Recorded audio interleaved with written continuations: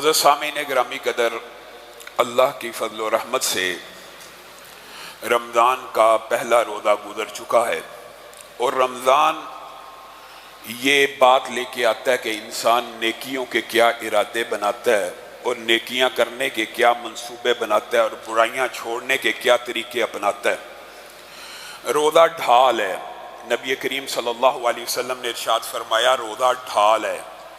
کس چیز کے لیے ڈھال ہے؟ ڈھال کا مطلب کیا ہوتا ہے؟ ڈھال انسان کو پریشانیوں سے، مصیبتوں سے، دشمنوں کے حملوں سے بچاتی ہے۔ روزہ کیسے ڈھال ہو سکتا ہے؟ ہاں، روزہ ڈھال ہے جب بھی انسان کے ذہن میں کوئی وسوسہ آئے، شیطان حملہ کرے، تو اپنے روزے کو بطور ڈھال استعمال کرے کہ میں نے اللہ کے لیے روزہ رکھا تھا، پوری زندگی کے لیے بھی روزہ ڈھال ہے، صرف رمضان میں نہیں۔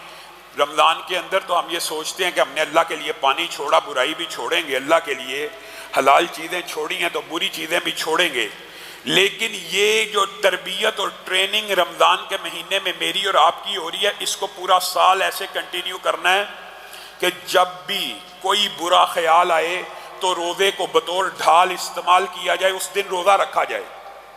نبی کریم صلی اللہ علیہ وسلم نے ارشاد فرمایا جس بندے کو حاجت ہو، بہت زیادہ خواہش ہو، مفہوم یہ ہے، اور اس کی شادی نہیں ہو رہی، وہ کیا کرے؟ وہ روزے رکھے، کیونکہ روزہ اس کے برے ارادوں کے درمیان میں ڈھال بن جائے گا، اور صرف اس کے برے ارادوں کے درمیان ڈھال نہیں بنے گا بلکہ کل قیامت کے دن نبی کریم صلی اللہ علیہ وسلم نے ارشاد فرمایا قرآن اور روزہ بہترین سفارش کرنے والے ہیں، اور اپنے عامل کی ایسی سفارش کریں گے کہ اللہ سے جھگڑتے رہیں گے جب تک اس بندے کو بخشوا نہیں لیتے، اس وقت تک اللہ سے جھگڑتے رہیں گے اور بندے کو بخشوا کے دم لیں گے۔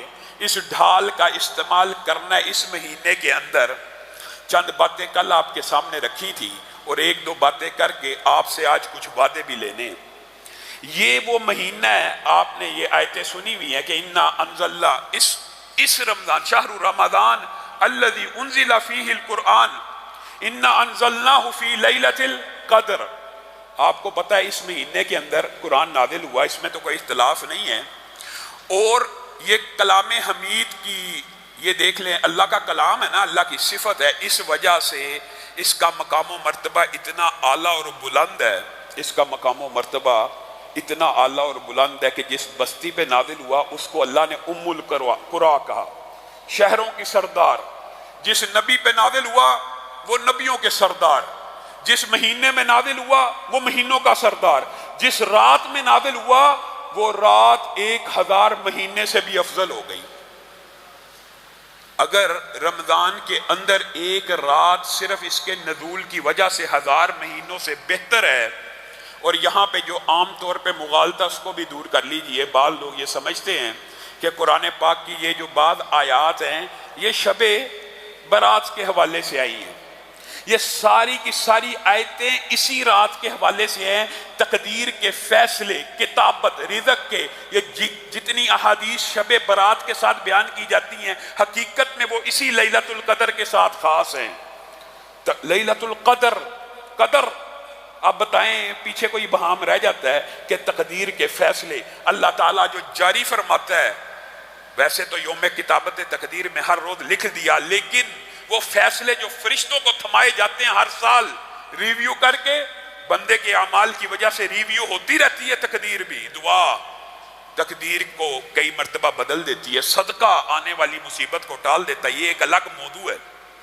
اس رمضان کے اندر آپ نے نیکیوں کے کچھ ارادے کرنے ہیں، ان میں سے ایک نہایت چھوٹی نیکی کا آپ کے سامنے ایک ذکر کرنا ہے اور آپ سے وعدہ لینا ہے کہ میں اور آپ جب تک زندہ رہیں گے کوشش کریں گے کہ اس نیکی کو اپنا لیں، اور نیکی بڑی آسان ہے، آپ نے سنی ہوئی ہے، لیکن کئی مرتبہ ایسا ہوتا ہے کہ یاد دہانی کرانے سے اور ریپیٹ کرنے سے بندے کے دماغ میں دوبارہ بات آ جاتی ہے۔ اور وہ نیکی کیا ہے؟ نبی کریم صلی اللہ علیہ وسلم نے مسلمانوں کو یہ حکم دیا اپنے آپ کو پاک کرو، اپنے آپ کو صاف کرو، اپنے آپ کو طاہر کرو، اپنے آپ کو پاکیزہ کرو۔ آج آپ بیماریوں میں مبتلا ہیں، سائنسدانوں نے کہہ دیا 20 سیکنڈ کے لیے ہاتھ دھونے ہیں، ہر بندہ مومن ہے مسلم ہے وہ بھی دھو رہا ہے، لیکن جب رسول اللہ صلی اللہ علیہ وسلم نے کہا اپنے جسموں کو پاک کرو، کس سے؟ بیماریوں سے بھی، گناہوں کی آلودگیوں سے بھی، تو وہ بات ہمیں سمجھ نہیں آئی کیسے پاک کریں؟ رسول اللہ صلی اللہ علیہ وسلم نے فرمایا اس طرح پاک کرو کہ جب نماز پڑھنے کا ارادہ ہو تب، یا نماز پڑھنے کا ارادہ نہیں بھی ہے تب بھی کیا کرنا ہے؟ بسم اللہ پڑھی اور وضو کرنا شروع کر دیا۔ یہ صرف وضو کرنے سے کیا ہوگا؟ رسول اللہ صلی اللہ علیہ وسلم نے فرمایا ہاتھ کا وضو کیا، ناخنوں تک کے گناہ معاف ہو گئے، چہرے پہ پانی ڈالا، آنکھ کی ساری خیانتیں، لبوں اور ہونٹوں کی، زبان کی ساری لرزشیں معاف ہو گئیں، حتیٰ کہ جب پاؤں دھو لیے تو سر سے لے کے پاؤں تک انسان گناہوں سے پاک ہو گیا۔ یہ بتائیے کوئی بہت بڑا کام ہے؟ یہ تو بڑا معمولی سا کام ہے، لیکن نبی کریم صلی اللہ علیہ وسلم ارشاد فرماتے ہیں آج رات میں نے اللہ کو دیکھا، اور اللہ کو رسول اللہ صلی اللہ علیہ وسلم نے خواب میں دیکھا۔ جو بندہ یہ کہتا ہے کہ جاگتی آنکھوں سے رسول اللہ صلی اللہ علیہ وسلم نے اللہ کو دیکھا، امی عائشہ فرماتی ہیں وہ بندہ جھوٹ بولتا ہے۔ رسول اللہ نے اللہ کو دیکھا خواب میں، اللہ نے پوچھا اے حبیب آپ کو علم ہے کہ کفارات کیا ہیں؟ کفارات کیا ہیں؟ رسول اللہ صلی اللہ علیہ وسلم نے جواب دیا جی اے اللہ میرے رب مجھے علم ہے کفارات کیا ہیں۔ تو اللہ نے کہا بتائیے کیا ہیں؟ تو نبی کریم صلی اللہ علیہ وسلم نے آپ کو اور مجھے جو چند باتیں بتلائیں ان میں سے ایک بات یہ بھی ہے کہ اس وقت وضو کرنا جب انسان کو وضو کرنا مشکل لگ رہا ہو۔ وہ کون سا وقت ہوتا ہے؟ شدید سردی کا، جس وقت وضو مشکل ہوتا ہے۔ آج تو گرمی ہے، وضو کرنا کوئی مشکل ہے؟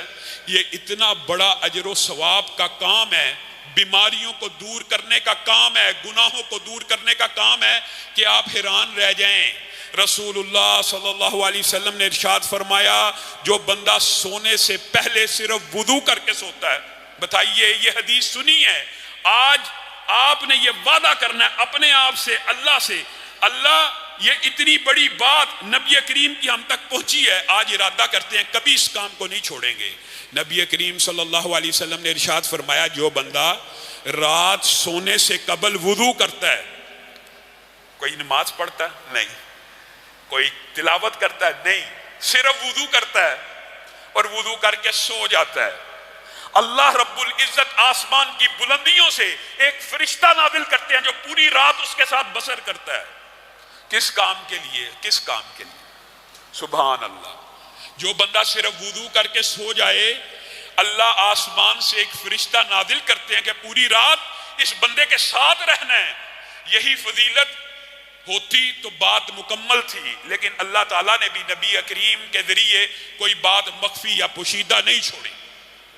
نبی کریم نے کہا وہ فرشتہ پوری رات بندے کے پاس کس لیے رہتا ہے کہ بندہ جب کروٹ بدلے، جب بھی کروٹ بدلے، رات کو سوتے میں بندہ کروٹ بدلتا ہے، جب وہ کروٹ بدلتا ہے جو آسمان سے فرشتہ نازل ہوا ہے وہ اللہ کو کہتا ہے اللہم اغفر لہ اللہم ارحمہ، اللہ اس کے گناہوں کو معاف کر، اللہ اس کے اوپر رحمتوں کا نزول فرما۔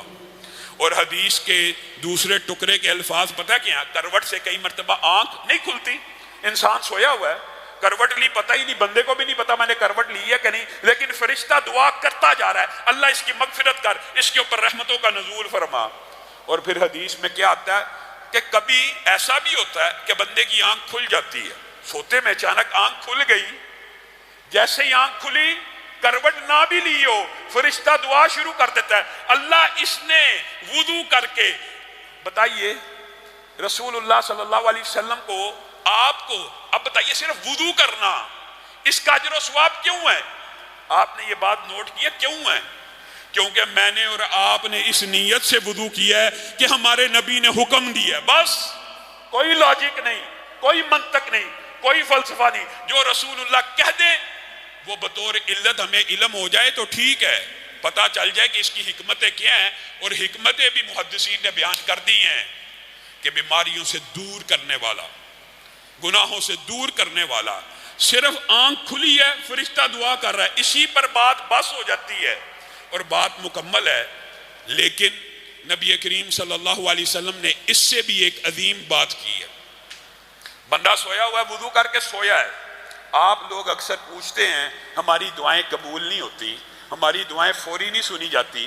ایک آسان ترین کلیہ، ایک ہی کلیے کے اندر فرشتے کی صحبت، ساری رات فرشتہ آپ کے ساتھ رات بسر کرے گا، صرف بسر نہیں کرے گا، ساری رات جب بھی آپ ہلیں گے، کروٹ لیں گے، آپ کی مغفرت کی دعا کرے گا، جب بھی آنکھ کھلے گی آپ کی مغفرت کی دعا کرے گا۔ تین باتیں۔ اور چوتھی بات کیا ہے؟ جس وقت آنکھ کھل گئی اور انسان اپنی یہ ٹریننگ کر کے سوئے کہ وضو میں سو رہا ہوں، اگر آنکھ کھل گئی، اللہ نے موقع دے دیا تو اللہ کے سامنے لیٹے لیٹے ہی چند گزارشات پیش کر دوں گا۔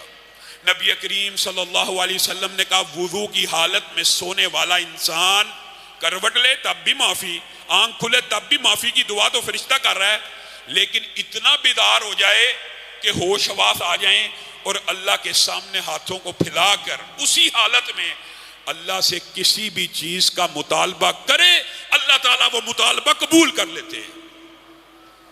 بتائیے رسول اللہ نے کوئی بات ادھوری چھوڑی ہے؟ رسول اللہ کہہ رہے ہیں کہ وہ مطالبہ پورا ہو جاتا ہے۔ رسول اللہ سے زیادہ سچی بات کسی کی ہو سکتی ہے؟ کون ہے جو کہتا ہے میری دعا نہیں قبول ہوتی؟ آج ہی ارادہ کرے وضو کر کے سوؤں گا، 2-3-4 دن کے بعد ایسی رحمتوں کا نزول ہوگا، تیسرے چوتھے دن آپ خود اندازہ کر لیجئے، تجربہ کر لینا، آج سے ہر روز رات سونے سے قبل یا سحری کرنے کے بعد جب سونا وضو کر کے سو جائیں، اللہ کی قسم کھا کے کہتا ہوں صرف 3 یا 4 راتوں کے بعد آپ کی آنکھ کھلا کرے گی اور اللہ تعالیٰ آپ کو موقع دے گا کہ اپنے رب سے کچھ مانگ لو، اور جو مانگو گے مل جائے گا، جو مانگو گے مل جائے گا۔ صرف وضو، ہم نے وضو کو کیا سمجھا؟ نبی کریم صلی اللہ علیہ وسلم نے ارشاد فرمایا جو بندہ وضو کر کے گھر سے نکلتا ہے اللہ کی ضمانت میں آ جاتا ہے، اللہ کے ذمے میں آ جاتا ہے، اور آپ حیران رہ جائیں گے۔ صحیح مسلم کی حدیث آپ نے سنی ہوئی ہے، ترمذی کی روایت کے اندر الفاظ کچھ زیادہ ہیں۔ صحیح مسلم کی روایت کیا ہے؟ جس بندے نے وضو کر لیا، کس طرح کا وضو کرنا؟ جیسے رسول اللہ صلی اللہ علیہ وسلم نے مجھے اور آپ کو سکھلایا ہے۔ میرے بھائیو یہ بات بڑی اہم ہے کہ رسول اللہ صلی اللہ علیہ وسلم نے جیسے سکھلایا ویسے کرنے کا فائدہ ہے۔ امام مالک کے پاس ایک بندہ بار بار آ کے یہ سوال کرتا تھا، خیر یہ بات لمبی چوڑی ہو جائے گی، یہ بات انشاءاللہ پھر کبھی بیان کریں گے کہ رسول اللہ کے بتائے ہوئے کے اوپر ہی عمل کرنے کا فائدہ ہوتا ہے، ورنہ انسان کوئی عمل اس لیے بھی کرنا شروع کر دینا کہ فلاں نے بتایا ہے، فلاں نے بتایا ہے، میں اس لیے یہ عمل کرتا ہوں، اور اس کی سند رسول اللہ سے نہیں پہنچی، تو اس کے بارے میں بھی محدثین کے جو اقوال ہیں آپ کے سامنے رکھیں گے۔ مختصر ایک بات رکھ کے اپنی بات کو آگے بڑھاتا ہوں۔ میرے بھائیوں، رسول اللہ صلی اللہ علیہ وسلم نہیں چاہتے میرے امتی جنت میں چلے جائیں؟ چاہتے ہیں نا؟ رسول اللہ کا یہ خواہش ہے نا، حریص علیکم بالمؤمنین رؤوف الرحیم ہے۔ ہم سب کا یہ عقیدہ ہے کہ رسول اللہ سے زیادہ امت پہ رحم کرنے والا کوئی نہیں ہے۔ سب کا عقیدہ ہے یا نہیں ہے؟ جب یہ عقیدہ ہے تو رسول اللہ نیکی کا کوئی کام، عبادت کا کوئی کام بتائے بغیر دنیا سے چلے گئے ہیں معاذ اللہ؟ یہ فکر اور سوچ درست کیجئے کہ میرا مولوی میرا زیادہ ہمدرد ہے، وہ باتیں بتا رہا ہے جو معاذ اللہ رسول اللہ کو بھی علم نہیں تھی۔ رسول اللہ نے نیکی کا ہر کام، عبادت کا ہر طریقہ مجھے اور آپ کو بتلا دیا ہے۔ اب جو جی چاہے جس کا وہ چاہے جو مرضی دعوے کرتا رہے کہ میں بڑا مخلص ہوں، میں یہ عبادت کا طریقہ بتاتا ہوں، میں یہ نیا طریقہ عبادت کا بتاتا ہوں، میں یہ نیکیاں حاصل کرنے کا۔ یاد رکھیے عبادات صرف وہی قابل قبول ہیں جن کے اوپر مہر نبوت موجود ہو، کیونکہ عبادات توقیفی ہیں۔ عبادات توقیفی سے مراد یہ ہے کہ کوئی بھی عبادت بندہ اپنی مرضی سے نہیں کر سکتا۔ کیونکہ رسول اللہ صلی اللہ علیہ وسلم کی مہر موجود ہوگی تو وہ عبادت قابل قبول ہوگی۔ اس سے برعکس دنیاوی معاملات کے اندر ہر چیز مباح ہوتی ہے، ہر چیز جائز ہوتی ہے، الا یہ کہ رسول اللہ کسی چیز سے رکنے کا حکم دے دیں۔ یہ بات پھر طویل ہو جائے گی، مختصر آپ نے یہ سمجھنا ہے کہ عبادات صرف وہی منظور ہیں جن کے اوپر مہر نبوت ہو، اور دنیاوی معاملات صرف وہی منع ہیں جن سے رسول اللہ نے روکا ہو، ورنہ ہر چیز جائز ہے دنیاوی معاملات کے اندر، اور عبادات کے اندر ہر چیز جائز نہیں کہ 2 سجدوں کی جگہ 3 کروں گا، 3 کر کے دیکھ لے نماز بھی قبول نہیں ہوگی، 2 رکعتوں کی جگہ 3 پڑھوں گا، نہیں قبول ہو سکتی۔ جہاں پہ رسول اللہ عبادات کا طریقہ بتلا رہے ہیں تو رسول اللہ نے یہ فرما دیا، جس نے وضو کیا کیسا؟ جیسے میں محمد صلی اللہ علیہ وسلم نے تمہیں سمجھایا ہے۔ صرف وضو کرنے کے بعد کیا کہنا ہے؟ کتنا چھوٹا جملہ میرے بھائیو، ایک تو وضو کی عبادت، وضو عبادت ہے، کیوں رسول اللہ نے کہہ دی ہے، ورنہ تو آپ کو صرف لگے گا کہ صفائی ہو رہی ہے، لیکن اس کو اختیار کر کے دیکھیے زندگی کے اندر انقلاب آ جائے گا۔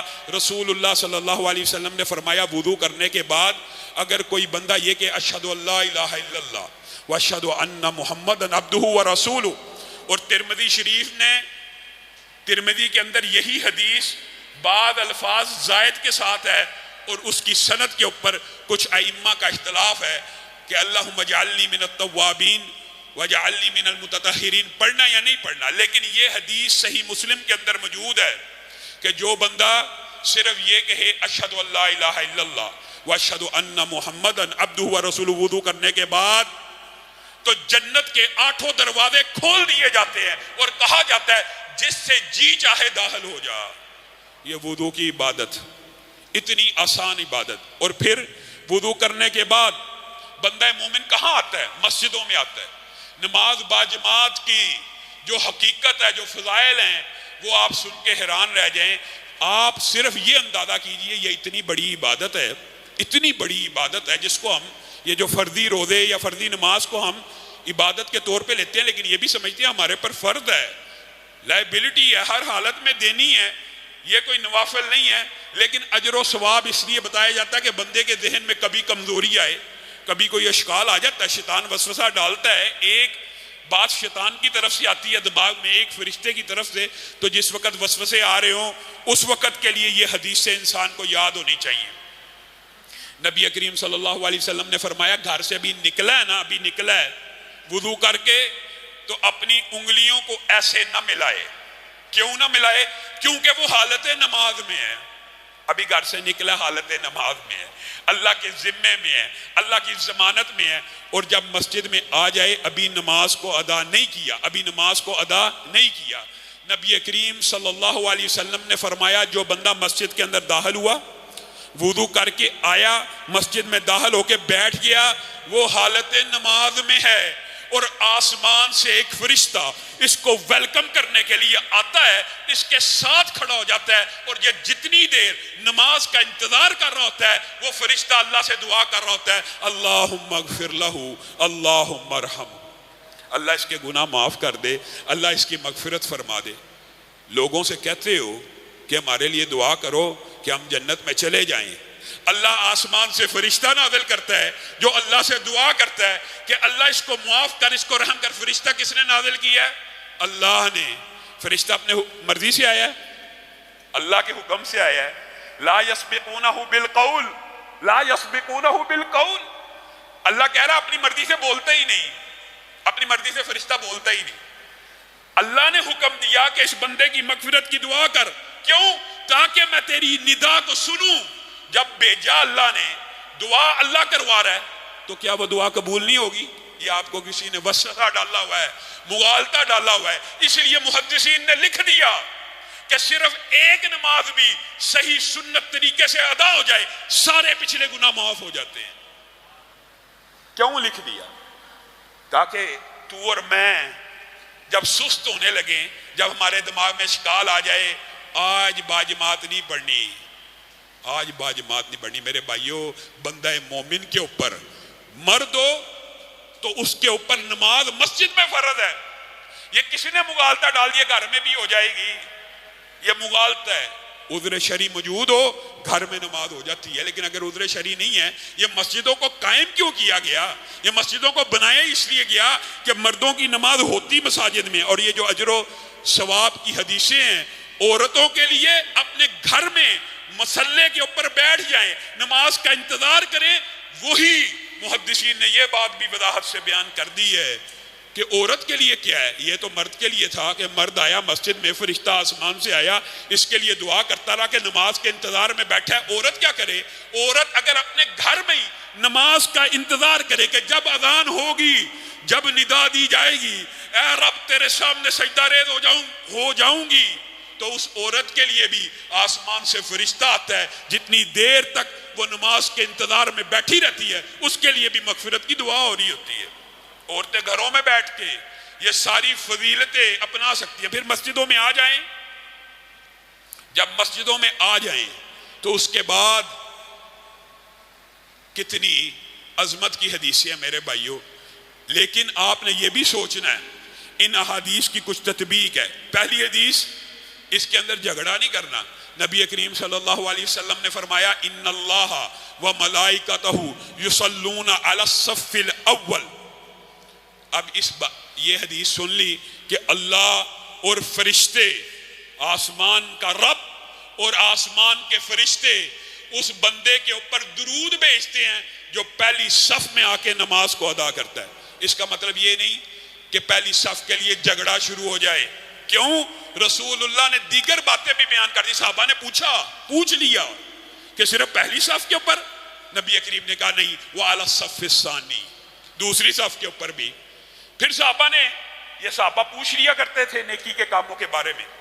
جب سوال بڑھ گئے تو نبی کریم صلی اللہ علیہ وسلم نے صحابہ کو آگاہ کر دیا کہ جس وقت ابھی اقامت نہیں ہوئی، مسجد کے اندر لوگ آ گئے ہیں اس لیے کہ اقامت سے پہلے پہنچ جائیں، صف اول میں داخل ہو جائیں.